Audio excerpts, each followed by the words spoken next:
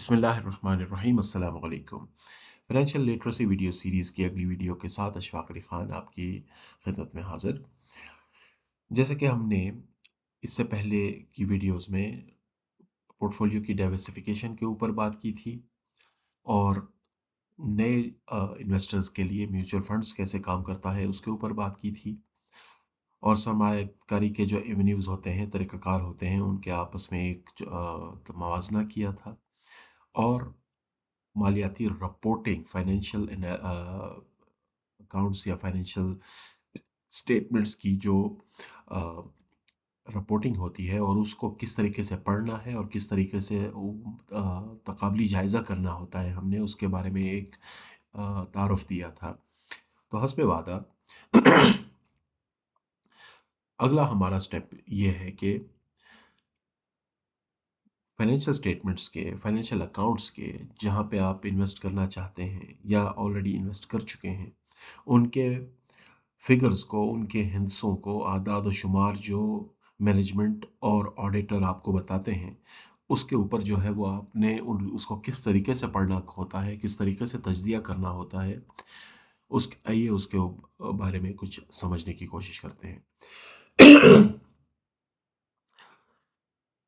सबसे पहली चीज़ जो कि ऑलरेडी इन्वेस्टेड जो एक शख्स होता है उसे हर तिमाही के अख्ताम पे, हर 6 महीने के अख्ताम पे और हर साल के अख्ताम पे कंपनी जो है वो अनाउंस करती है, जो आपको बताती है, रिपोर्ट करती है, वो सबसे पहली चीज़ होती है इनकम स्टेटमेंट, या जिसको स्टेटमेंट ऑफ कंप्रिहेंसिव इनकम भी कहा जाता है।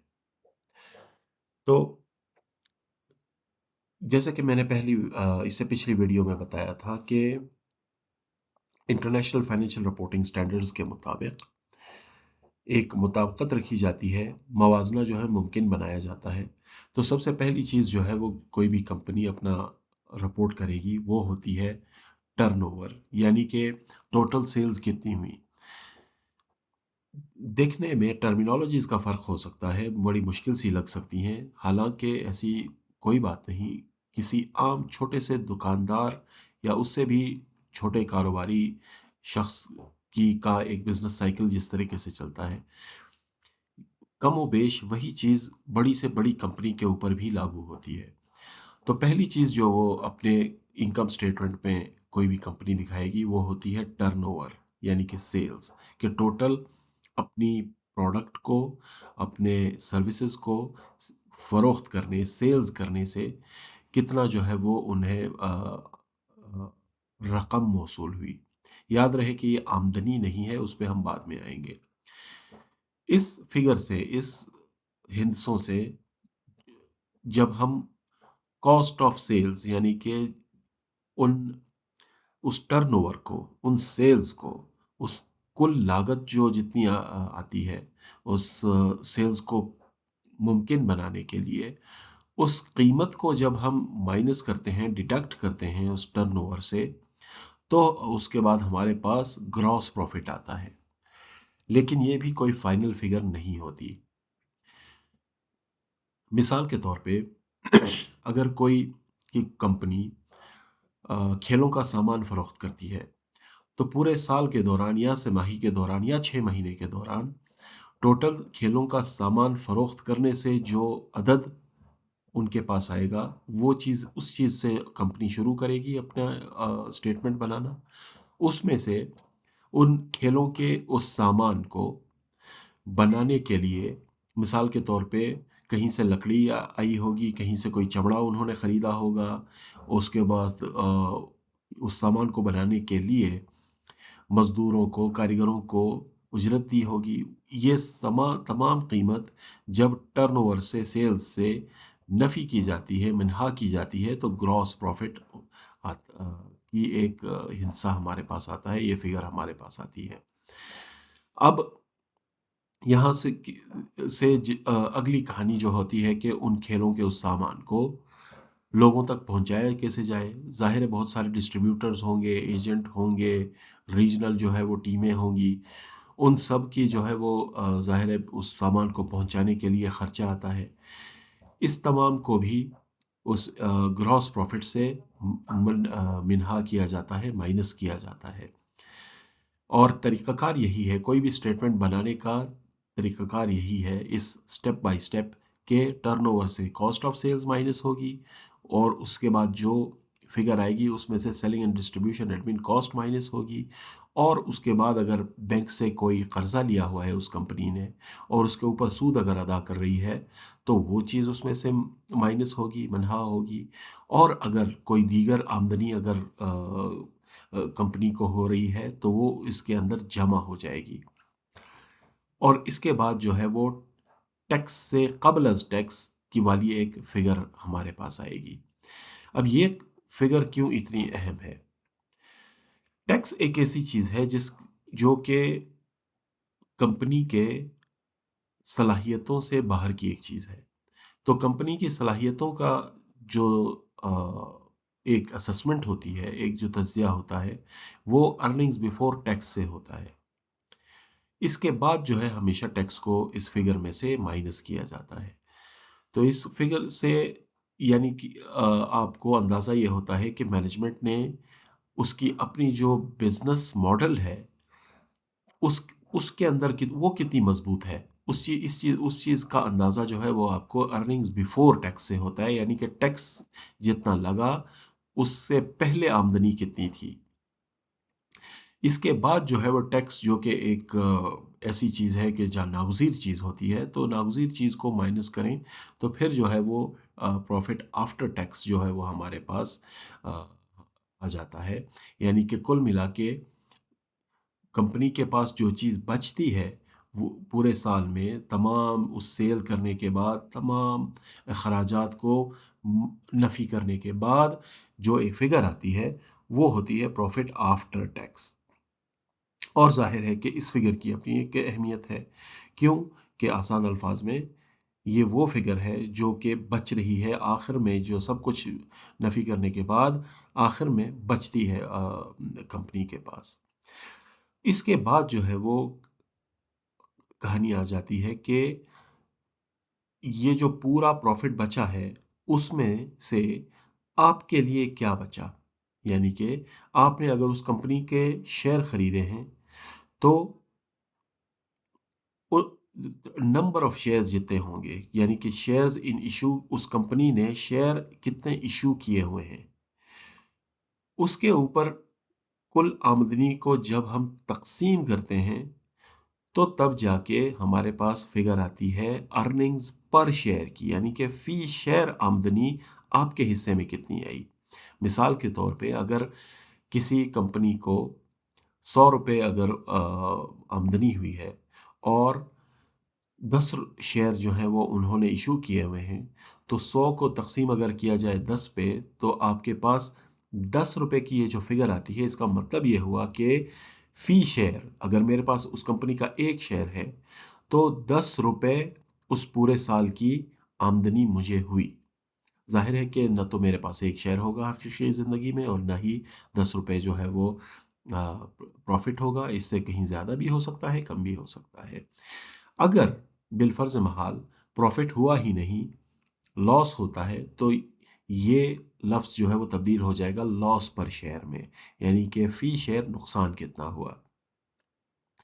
अब जब आप इनकम स्टेटमेंट किसी कंपनी की पढ़ेंगे तो उसके अंदर जो है वो आम तौर पे अर्निंग्स पर शेयर 2 तरह की बताई जाती है, बेसिक अर्निंग्स पर शेयर और डाइल्यूटेड। इससे आपने कोई परेशान होने की कोई ज़रूरत नहीं। बेसिक अर्निंग्स पर शेयर उस वक्त आती है जब साल के दौरान कोई नए शेयर किसी ने इशू नहीं किए हों। साल के दौरान अगर किसी ने कंपनी ने शेयर इशू कर दिए हों तो उस अर्निंग्स पर शेयर थोड़ी सी कम हो जाती है, उस इसलिए उसको डाइल्यूटेड अर्निंग्स पर शेयर कहते हैं।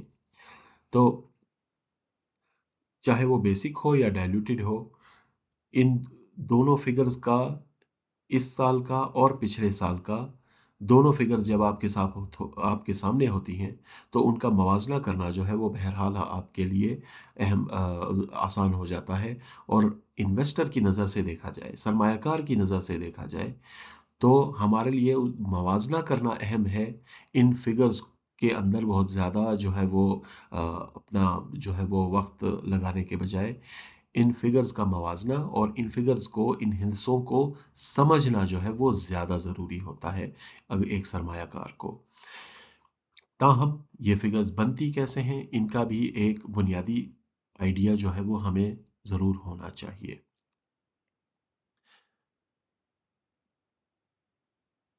یہ تو ہم نے ایک مختصراً آپ کو بتا دیا کہ انکم سٹیٹمنٹ بنتی کیسے ہے۔ اب ہم آتے ہیں کچھ ریئل لائف ایگزامپلس پہ۔ عموماً آپ کے سامنے جب آپ کی کمپنی، جب آپ انویسٹ کریں گے، آپ کی کمپنی جب آپ کو اپنے فائنینشیل سٹیٹمنٹس دے گی تو ہوگا کیا کہ سب سے پہلے آپ کو اس طرح کی ایک چیز اکاؤنٹس میں نظر آئے گی۔ اسے کہتے ہیں اسٹیٹمنٹ آف فائنینشیل پوزیشن، جس کو کسی زمانے میں بیلنس شیٹ بھی کہا جاتا تھا۔ کچھ لوگ جو ہیں اسے statement of assets and liabilities بھی کہتے ہیں۔ الفاظ کچھ بھی ہوں لیکن مقصد جو ہے وہ ایک ہی ہوتا ہے کہ یہ فائنینشیل پوزیشن کو صرف بتاتا ہے۔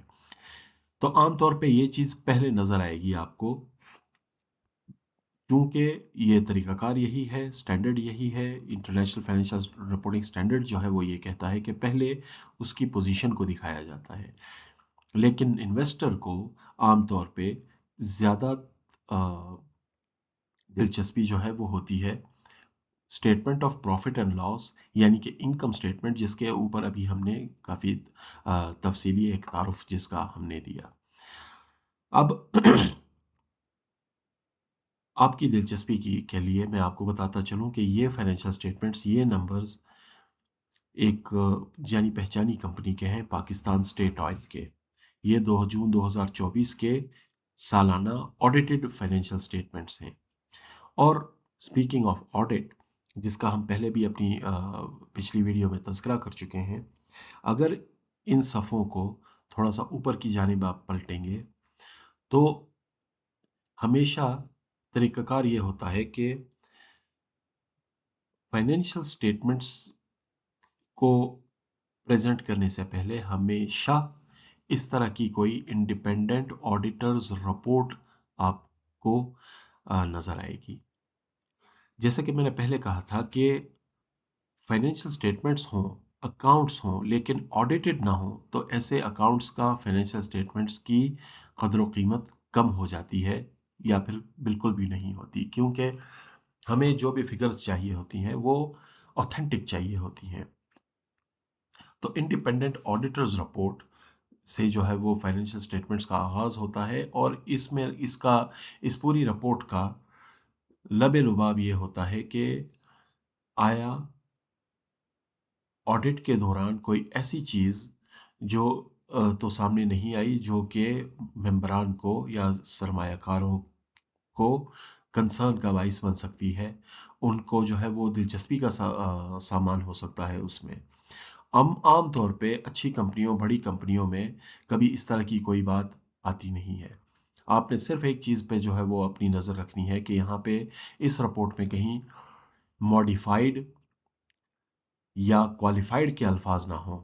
ماڈیفائڈ یا کوالیفائڈ کے اس طرح کے الفاظ جو ہیں عام طور پہ آڈٹ رپورٹ میں بڑے خطرناک سمجھے جاتے ہیں، اور اس کا مطلب یہ ہوتا ہے کہ جو فائنینشیل سٹیٹمنٹس پیش کی جا رہی ہیں ان کے اوپر کوئی زیادہ اعتبار نہیں کیا جا سکتا۔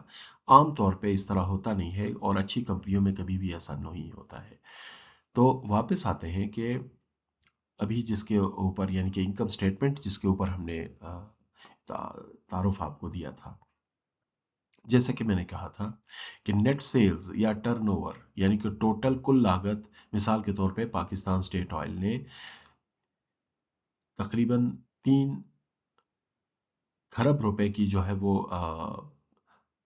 تیل یا اس سے ریلیٹڈ جو بھی سامان جو ہے وہ فروخت کرنے کی پر کل ملا کے اتنا جو ہے وہ ان کی سیلز تھی۔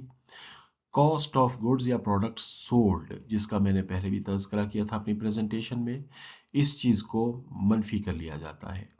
یعنی کہ اس کا مطلب کیا ہوا کہ پورے پاکستان میں تیل پہنچانے کے لیے پر انہیں جتنی سیل ہوئی وہ فگر یہ ہے، وہ ہندسے یہ ہیں، اور اس میں سے ظاہر تیل انہوں نے تیل نکالنے والی کمپنیوں سے جو ہے وہ لیا ہوگا، ان کو ظاہر پیمنٹ کی ہوگی، اس چیز کی لاگت جو ہے وہ یہ تھی۔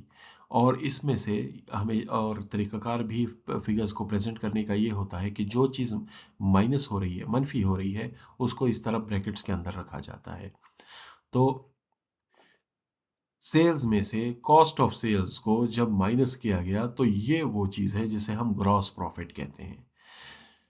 گراس پروفٹ کے اندر جیسے کہ میں نے کہا تھا کہ اگر کوئی ادھر ادھر کی انکم ہو، جیسے انہوں نے ہو سکتا ہے کہ کہیں پہ رینٹل دیا ہو، کہیں پہ کوئی دوسری اس طرح کی انویسٹمنٹ سے آمدنی ان کو آتی ہو، وہ ساری آمدنی جو ہے وہ الگ سے یہاں پہ ادر انکم کے اندر پریزنٹ کر دیتے ہیں۔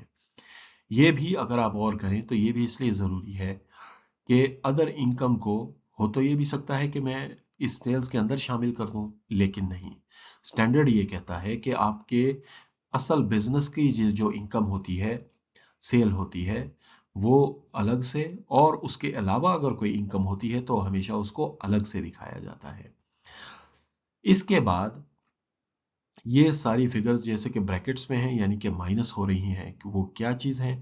یہ وہی چیزیں ہیں جن کا میں نے ابھی تھوڑی دیر پہلے پریزنٹیشن میں آپ سے تذکرہ کیا تھا کہ ڈسٹریبیوشن اینڈ مارکیٹنگ، یعنی کہ سیل کرنے کے لیے کہیں پہ کوئی مارکیٹنگ کے بل بورڈ آپ دیکھتے ہوں گے، ڈسٹریبیوشن کے لیے ٹرکوں سے جہاں پہ جس طریقے سے تیل پہنچایا جاتا ہے پیٹرول پمپوں پہ، اس وہ تمام خرچے، ایڈمنسٹریٹو ایکسپنسز میں ظاہر ہے کہ لوگوں کو اجرت دینی ہوگی، تنخواہیں دینی ہوں گی، اور کہیں پہ رینٹ ہے تو وہ سارا دینا ہوگا، یہ سارا ایڈمنسٹریٹو ایکسپنسز میں نکل جاتا ہے۔ Provision for impairment of financial assets, یہ بھی کوئی ایسی انویسٹر کی نظر سے دیکھا جائے تو ایک چھوٹی فگر ہے نسبتاً، لیکن سٹینڈرڈ یہ کہتا ہے کہ اس کو بھی یہیں پہ آپ بتائیں، تو کوئی تھوڑی سی پیچیدہ قسم کی چیز ہے، اس لیے زیادہ اس میں ہم نہیں پڑھیں گے، مختصراً یہ بتا دوں کہ ان کے کوئی فائنینشیل ایسٹس ہوں گے، یعنی کہ مثال کے طور پہ انہوں نے کسی کو لون دیا ہوگا، یا انہوں نے جو ہے وہ کوئی اس طرح کی انویسٹمنٹس کی ہوں گی جن کو فائنینشیل ایسٹ کہا جاتا ہے، ان کی قدر و قیمت میں کوئی کمی واقع ہوگی، اس کو اکاؤنٹنگ میں امپیئرمنٹ کہا جاتا ہے۔ تو امپیئرمنٹ کے لیے یہ چیز انہوں نے یہاں سے منہا کر دی ہے۔ ادر ایکسپنسز اگر کوئی چھوٹے موٹے ہوں، بہت ساری مسلینیس اس طرح کی متفرق آئٹمز ہوتی ہیں جن کو اس طریقے سے ادر ایکسپنسز کے اندر شامل کر دیا جاتا ہے۔ تو یہ وہ پروفٹ فرام آپریشنز 92 ارب روپے، یہ روپیز ان تھاؤزنڈس ہیں، یہ بات یاد میں رہے، 92 ملین نہیں ہے، یہ 92 ارب روپے جو ہے وہ انہیں بچے پروفٹ فرام آپریشنز سے، یعنی کہ صرف اس تیل یا جو بھی ان کا مین کام ہے اس میں سے ان کے پاس اتنی آمدنی ہوئی۔ اس کے اندر سے آپ دیکھ سکتے ہیں کہ فائنینس کاسٹس، یہ ان کی ایک بہت بڑی ایک فگر ہے، تقریباً آدھے سے بھی زیادہ جو ہے وہ فگر جو ہے وہ 52 ملین کی اس میں سے مائنس ہو رہی ہے۔ تو اس کا مطلب آپ اندازہ یہ لگائیں، تجزیہ نگار جو ہے وہ اس نظر سے دیکھتا ہے کہ اتنی بڑی فگر جب آپریشن سے نکل رہی ہے، مائنس ہو رہی ہے، تو اس کا مطلب یہ ہے کہ انہوں نے بہت بڑا کوئی قرضہ لیا ہوا ہوگا۔ سال کے دوران 52 ارب روپے تو صرف یعنی کہ فائنینس کاسٹ میں ان کے جا رہے ہیں۔ تو اب آپ اندازہ لگائیں کہ ان کا کتنی زیادہ جو ہے وہ ان کو قرضے لینے کی ضرورت پڑتی ہوگی۔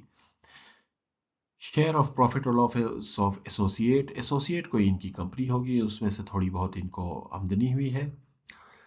تو یہ وہ فگر آ گئی جس کا میں پہلے تذکرہ کر رہا تھا کہ پروفٹ بیفور ٹیکسیشن، یعنی کہ ٹیکس کا جتنا بھی امپیکٹ ہوتا ہے اس سے پہلے 41 ملین جو ہے وہ 41 ارب روپے، 41 ملین جو ہے وہ ان کو بچا ٹیکس سے پہلے۔ ٹیکس جو کہ ایک ناگزیر چیز ہے، وہ مائنس ہونے کے بعد ان کے پاس پروفٹ بیفور ٹیکس یہ بچا۔ یہ وہ فائنل ٹیکسز اور ڈفرینشیلز کی صرف اماؤنٹ ہے۔ اصل ٹیکس ایکسپنس جو ہے وہ ہے 13 ملین، اور پروفٹ ان کو بچا 15 بلین۔ تو اب سوچنے کی بات یہ ہے کہ 15 ارب بمقابلہ 3,571 अरब। अब इस कंपनी में अगर तज्जिया निगार की नज़र से देखा जाए, इन्वेस्टर की नज़र से देखा जाए, तो पहला सवाल यही उठेगा कि नेट सेल्स किसी की इतनी ज़्यादा हों, 3,571, और 3,571 में से सिर्फ 15 आपको जो है वो प्रॉफिट के तौर पे बचता है। तो अब सोचने की बात ये होती है कि क्या इसके मुकाबले में कोई दूसरी ऐसी कंपनी तो नहीं जो कि इससे ज़्यादा बेहतर परफॉर्म कर सकती हो। यही जो है वो चीज़ें सोचने वाली होती हैं। अर्निंग्स पर शेयर बेसिक एंड डाइल्यूटेड, यानी कि ये इसका मैंने पहले भी तज़किरा किया था कि 15 अरब की इस फिगर को अगर मैं तकसीम करूं जितने शेयर्स इस वक्त इशू किए हुए हैं, तो वो ये फिगर आती है अर्निंग्स पर शेयर बेसिक एंड डाइल्यूटेड की। गोया दूसरे अल्फाज में, अगर मेरे पास पीएसओ का, पाकिस्तान स्टेट ऑयल का, एक शेयर है, तो उस एक शेयर के हिस्से में 33 रुपए का जो है वो प्रॉफिट मेरे हिस्से में आया। अब ये तो था पूरा तजिया सिर्फ 2024 के साल का। हम क्या करते हैं कि जैसे ही कंपनी अनाउंस करती है साल ख़त्म होने के यही कोई 3.5-4 महीने के अंदर अंदर, तो पहला काम जो है वो एनालिस्ट ये करता है कि पिछले साल की निस्बत इसकी कारकर्दगी कैसी रही। पिछले साल की निस्बत वाकई इसकी कारकर्दगी बहुत बेहतर हुई है। 5 बिलियन जो है वो पिछले साल का इनका टोटल नेट प्रॉफिट था, जबकि 5 या 15 3 टाइम्स जो है वो इनकी प्रॉफिट जो है वो 2024 में बढ़ी है। और इसके जो है वो बेशतर वजूहात जो है वैसी की वैसी होती हैं कि उस वक्त जो है वो मईशत की हालत जो है वो कोई ऐसी थी नहीं, बहुत ज़्यादा जो है वो सेल हो नहीं पा रही थी इस तरह की कंपनियों के लिए।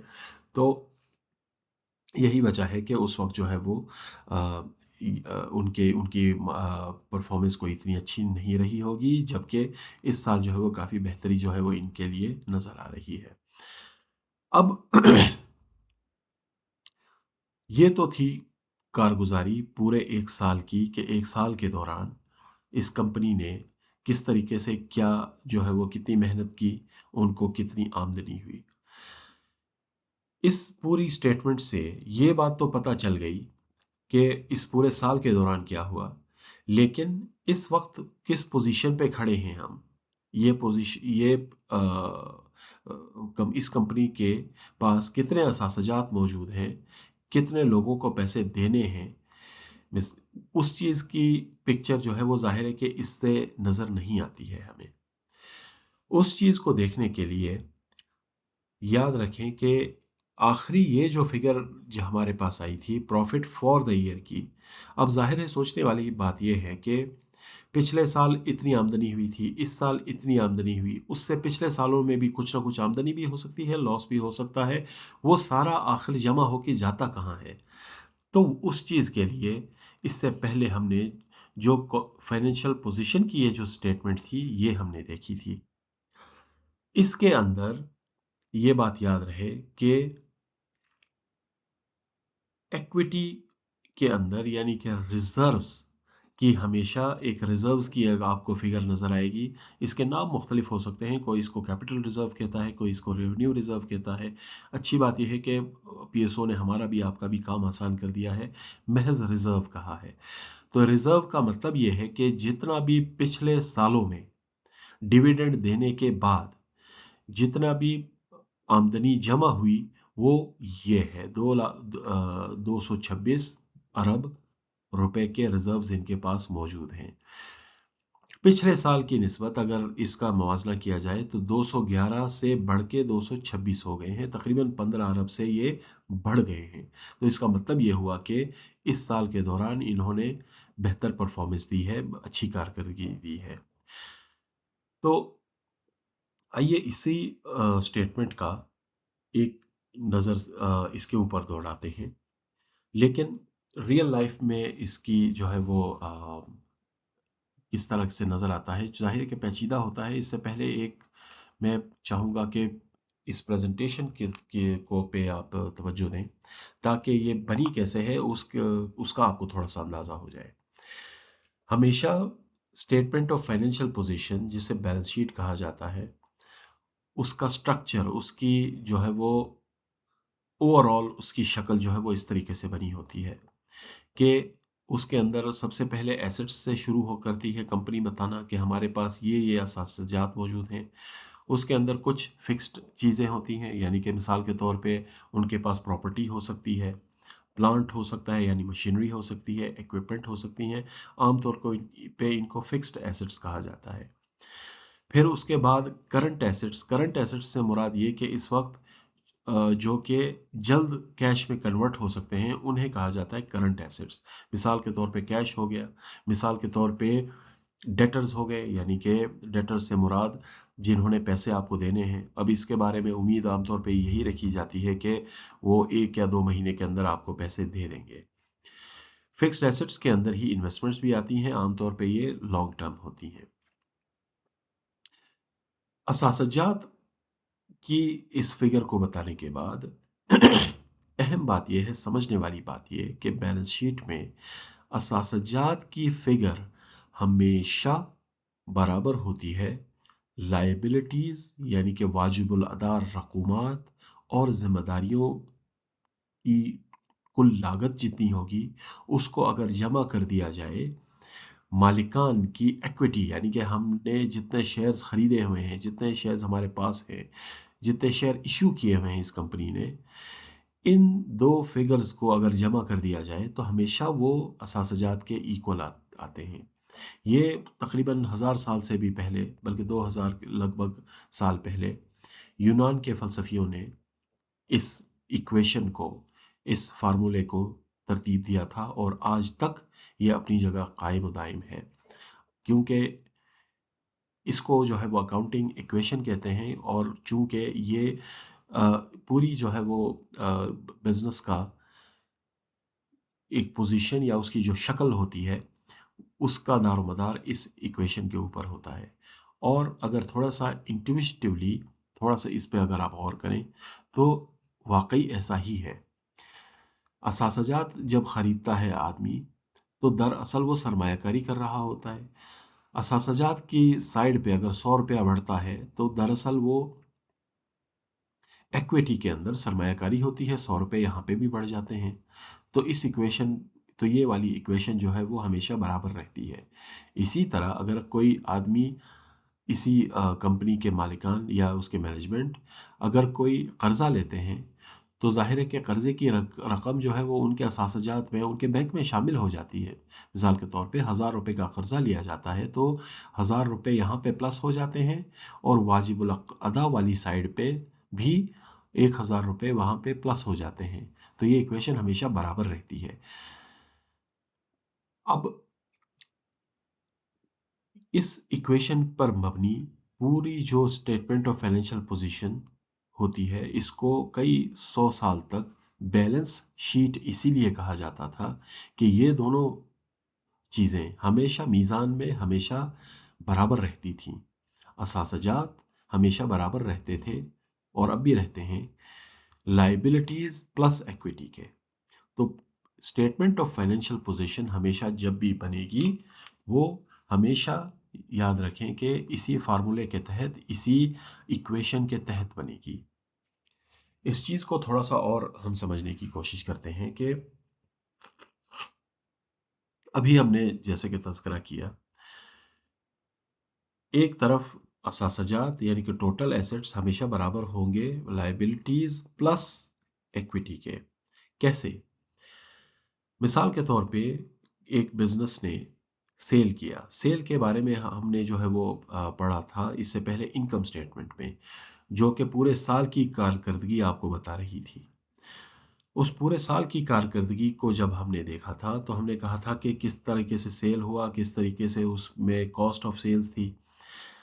लेकिन मिसाल के तौर पे 2 मिनट के लिए सेल अगर हुई, हमारे पास कोई स्टॉक में कोई चीज़ पड़ी थी, वो हमने सेल की, तो होगा क्या कि अगर हमने वो सेल करने पर हमें कैश में अगर पैसा मिला है, तो हो यही होगा ना कि हमारे बैंक या कैश के अंदर वो पैसा आएगा। तो बैंक या कैश के ऊपर पैसा जब हमारा आएगा, तो ज़ाहिर-सी बात है कि यहाँ पे मिसाल के तौर पे 100 रुपए की अगर हम कैश हमारे बैंक में सेल की मद में आता है, तो यहाँ पे 100 रुपए जो है वो आपके प्लस हो जाने चाहिए। तो यही चीज़ बराबर कैसे रहती है कि वही 100 रुपया आखिरकार घूम फिर के जाएगा आपके रेवेन्यू के इस रिजर्व के अंदर प्लस हो जाएगा। 100 रुपए इस साइड पे प्लस हो गए, 100 रुपए इस साइड पे प्लस हो गए। ये असासजात की याद रहे कि ये असासजात की साइड है और दाएं हाथ पे मेरे लाइबिलिटीज़ और इक्विटी की साइड है। तो ये दोनों साइड्स हमें इस तरीके से हमेशा बराबर बराबर चल रही होती हैं। दूसरी इसकी मिसाल ये है कि फ़र्ज़ कर लें अगर यही सेल अगर हमने उधार पे किया था, यानी कि जिस शख्स को हमने खेलों का सामान मिसाल के तौर पे अगर सेल किया और उसने हमसे ये कहा कि यार 1 महीने बाद पेमेंट आपको हो जाएगी, तो वो शख्स आपका डेटर बन गया, ट्रेड डेट्स के अंदर वो शामिल हो गया।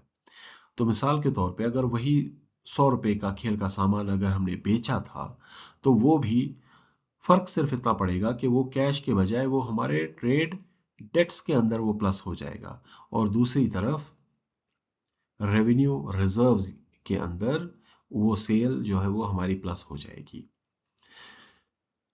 और यही चीज़ जो है वो बिजनेस का कोई भी ऑपरेशन हो, चाहे वो 1 रुपए का भी ट्रांजैक्शन हो या 1 करोड़ की ट्रांजैक्शन, ये मीज़ानिया असासजात बराबर है लाइबिलिटीज प्लस इक्विटी, ये मीज़ानिया हमेशा बराबर ही चलता रहता है। तो इस पूरी इस पूरे तस्वुर को समझने का मकसद क्या था, सरमायाकार की नज़र से इसकी क्या अहमियत है, आइए अब उस पर बात करते हैं। वापस आते हैं पीएसओ के स्टेटमेंट ऑफ फाइनेंशियल पोजीशन यानी कि बैलेंस शीट के ऊपर। हमने ये कहा कि ये मीज़ानिया हमेशा बराबर रहता है। मिसाल के तौर पे एसेट्स, नॉन करंट एसेट्स जिनका मैंने तज़किरा किया था, फिर करंट एसेट्स का तज़किरा किया था। टोटल एसेट्स 974 अरब रुपए, 974, 448, 226 की ये फिगर। आइए देखते हैं कि क्या ये इक्विटी प्लस लाइबिलिटीज़ के बराबर है। जी हाँ, बिल्कुल। टोटल इक्विटी और लाइबिलिटीज़ के हमेशा, जैसे कि मैंने कहा था कि ये हमेशा बराबर ही रहती है और बराबर ही रहेगी। तो जब हमने इस बात को एस्टैब्लिश कर ही लिया है कि ये चीज़ हमेशा आपस में बराबर रहती है, तो अब आते हैं कि इन्वेस्टर की नज़र से हमने इसको कैसे देखना है। हमने मिसाल के तौर पे हम जब ये अनाउंस हुई, अकाउंट्स हमारे पास आए, तो मैं कुछ इस तरीके से इसका तज्जिया करूँगा कि प्रॉपर्टी प्लांट एंड इक्विपमेंट, यानी कि इनके पास कोई हो सकता है कि ज़मीन पड़ी हो सकता है बहुत महंगा इक्विपमेंट पड़ा हो, उनके पास ट्रक हो अपने। इन सब की तादाद 2023 में 18 अरब थी, जबकि 2024 में ये बढ़ के 22 अरब हो गई। तो क्या ये बिजनेस के लिए अच्छा है? यकीनन अच्छा है। यानी कि उनके पास property plant and equipment fixed assets जब बढ़ जाते हैं, तो जाहिर है कि वो ज़्यादा बेहतर तरीके से अपना ऑयल रिलेटेड प्रोडक्ट्स जो हैं वो अपने सार्फिन तक पहुंचाने की सलाहियत के हामिल हो जाते हैं। इसी तरह यही मिसाल इन तमाम एसेट्स की है, सिवाय करंट एसेट्स के। करंट एसेट्स का किस्सा जो है वो कम व बेश इसके उलट होता है। अब हो सकता है कि ये बात काफ़ी नॉन इंट्यूटिव लगे, लेकिन थोड़ा सा आप मेरे साथ रहिएगा और इस बात को ज़रा गौर से समझने की कोशिश कीजिएगा। मिसाल के तौर पे मेरे पास स्टॉक इन ट्रेड है, यानी कि तेल मैंने ख़रीदा हुआ है लेकिन मेरे पास पड़ा हुआ है, इसको बेचा नहीं है मैंने। इसका मतलब क्या हुआ कि मेरे पास जितना अरसा ये तेल बिकने के बजाय पड़ा रहेगा, मेरे लिए कोई फ़ायदा नहीं है। उसको रखने की मुझे उल्टा कॉस्ट पड़ती है। इसी तरह ट्रेड डेट्स, यानी कि जिन्होंने मुझे पैसे देने हैं, अगर आप गौर करें तो जितनी जल्दी मेरे पास कैश आ जाए उतना मेरे लिए अच्छा है ना। अगर 488 अरब रुपए लोगों से मुझे वसूल करने हैं, लेकिन जल्दी जल्दी मैं वसूल नहीं कर सकता हूँ, तो इसका मतलब ये है, तो ये हुआ कि मेरे पास कैश नहीं आया। कैश तो जितनी जल्दी मेरे हाथ में आएगा, मैं उतनी जल्दी जो है वो आगे उसको इन्वेस्ट कर सकता हूँ, मैं उससे मज़ीद जो है वो सेल कर सकता हूँ। तो करंट एसेट्स इसीलिए स्टेटमेंट ऑफ फाइनेंशियल पोजीशन में अलग से दिखाए जाते हैं, ताकि इन्वेस्टर जो है वो ये देख सके कि करंट एसेट्स को कम से कम और नॉन करंट एसेट्स को ज़्यादा करने में कंपनी कामयाब हुई या नहीं हुई। फिर दूसरा इसका जो है वो एक रुख ये भी है कि हमने पिछले साल के साथ भी इसका मवाजना करना होता है। जहाँ पे नॉन करंट एसेट्स यानी कि लॉन्ग टर्म एसेट्स में 60 अरब से बढ़ के 68 अरब जो है वो हुई है, जो कि एक अच्छी बात है। उसी तरह इसी कंपनी का पीएसओ के 923 अरब के करंट एसेट्स कम होके 906 अरब पे आ गए हैं, जो कि वो भी एक बहुत अच्छी बात है। क्यों? कि 292 अरब जो आपका स्टॉक इन ट्रेड था, वो अब कम हो गया। तो इसका मतलब ये हुआ कि 292 से अगर मैं 288 को माइनस करूं, तो इतने अरब रुपए जो हैं वो अब मेरे स्टॉक में नहीं फंसे हुए हैं, बल्कि अब मेरे कैश में कन्वर्ट हो चुके हैं। इसी तरह 495 अरब के पैसे देने थे मुझे डेटर्स ने, लेकिन अब 488 बिलियन हो गए हैं। तो गोया डिफरेंस ये हुआ कि या तो किसी ने मैं मुझे दिए ही नहीं, मैंने मुझे राइट ऑफ करने पड़े, जो कि नोट नंबर 13 में उसकी तफसील आपको दी जा सकती है। अगर बैड डेट्स यानी कि ऐसा अगर नहीं है कि पैसे जो है वो बिल्कुल ही नहीं दिए, तो इसका मतलब है कि इस फिगर के कम होने का मतलब ये है कि लोगों ने मुझे पैसे दे दिए और वो अब मेरे बैंक में पड़ा हुआ है और उस पैसे को मैं इस्तेमाल कर सकता हूँ। तो एसेट्स को जो है वो तज्जिया करने का, स्टेटमेंट ऑफ फाइनेंशियल पोजीशन का तज्जिया करने के बुनियादी जो है वो चंद तसव्वुरात ये हैं। रह गई बात इक्विटी की, तो इसमें जो है वो तब्दीली, जैसे कि मैंने पहले आपसे गुजारिश की कि सिर्फ और सिर्फ रिजर्व्स के अंदर आती है, यानी कि नेट प्रॉफिट जितना भी बनता होगा गुज़श्ता सालों के दौरान, वो सारे का सारा यहाँ पे जमा हो जाता है। इसमें कमी सिर्फ उस वक्त आती है जब कंपनी डिविडेंड यहाँ से उठा के अपने इन्वेस्टर्स को दे देती है कि भाई मैंने बहुत कमा लिया, थोड़ा सा कैश अब आप ये रख लें। जिस तरह एसेट्स करंट और नॉन करंट होते हैं, बिल्कुल वही तस्वुर नॉन करंट लाइबिलिटीज़ में और करंट लाइबिलिटीज़ में भी है। नॉन करंट लाइबिलिटीज़ जितनी कम होंगी, उतना जो है वो हमारे लिए बेहतर होता है, और करंट लाइबिलिटीज़ ज़्यादा होंगी, उतना कंपनी के लिए ज़्यादा होता है। इसका तस्वुर ये है कि मिसाल के तौर पे ट्रेड एंड अदर पेएबल्स, हमने पैसे देने हैं किसी के 308 के, अब 309 हो गए, बढ़ गए। इसका मतलब ये है कि 1 मिलियन ये रुपया ये हमने अपने पास जो है वो रखा। हमने अपने पास जो है वो यानी पैसा जो है वो जल्दी हमने नहीं दिया लोगों को। हमारे पास जितना अरसा पैसा पड़ा रहा, उतना जो है हमारे लिए बेहतर होता है। तो मीज़ानिया जबकि इसका हमेशा बराबर ही रहेगा, चाहे वो पिछले साल का हो 983 मिलियन, 983 मिलियन। तो ये हैं चंद बुनियादी तसव्वुरात फाइनेंशियल स्टेटमेंट्स को पढ़ने के, उनको समझने के। ज़ाहिर है कि ये बहुत ही बुनियादी किस्म के तसव्वुरात हैं। हर कंपनी के हर फाइनेंशियल स्टेटमेंट्स के, उसके अपनी जो है वो तफसीलात में जाते हैं, तो उसमें पेचीदगियाँ भी होती हैं। ताहम एक बिगिनर, एक अ, नए इन्वेस्टर के लिए इन तसव्वुरात से भी अगर वो उनको वाक़फ़ियत हो जाए, तो शुरू करने के लिए ये भी जो है वो काफ़ी है। इस इस आज की इस वीडियो का इसी के साथ ही हम अख्ताम करेंगे। मुझे उम्मीद है कि इससे आपकी मालूमात में इज़ाफ़ा हुआ होगा। तो इसके बारे में अगर कोई सवालात हैं, तो अब आपसे गुज़ारिश है कि ज़रूर जो है वो हमें इससे आगाह फ़रमा दें। फ़िलहाल के लिए आपसे इजाज़त चाहेंगे। बहुत शुक्रिया। अल्लाह हाफ़िज़।